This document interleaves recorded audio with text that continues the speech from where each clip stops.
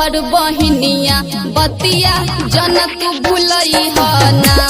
ए भैया राखी बन्हावे गाँव में दिल्ली शहर से आई ह ना।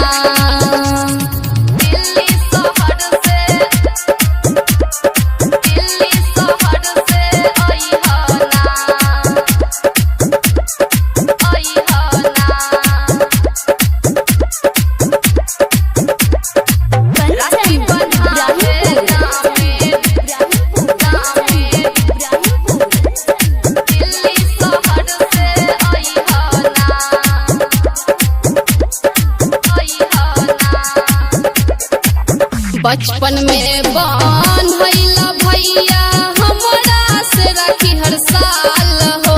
एहो हमरा से राखी हर साल हो। हमरा से राखी हर साल हो। शादी बाद कबो न आइला हमनी के ससुराल हो। एहो हमनी के ससुराल हो। कि दिल्ली शहर से आई ह ना। दिल्ली शहर से आई ह ना। अनेग में सोनमा के सिकड़िया सोनारा दुकान से लई ह ना।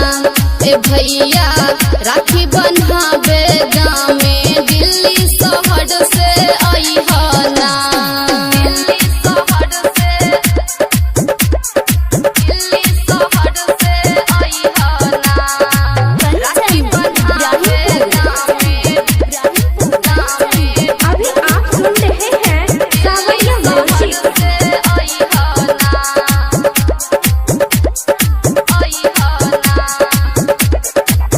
सोनी राख बानी कार्ड तोहरा से रिक्वेस्ट हो। भैया तोहरा से रिक्वेस्ट हो। तोहरा से रिक्वेस्ट हो। लबका डिजाइन में किनली राखी सबसे सुपर बेस्ट हो।